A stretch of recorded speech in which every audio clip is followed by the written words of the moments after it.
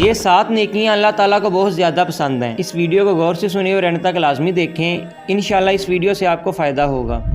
Number 1 पे हर काम से पहले बिस्मिल्लाह पढ़ना, और नंबर 2 पे हर काम के बाद या खाना खाने के बाद अल्हम्दुलिल्लाह कहना, और नंबर 3 पे गलती के बाद अस्तगफिरुल्लाह पढ़ना। नंबर 4 पे मुस्तकबिल के बाद इंशाअल्लाह कहना।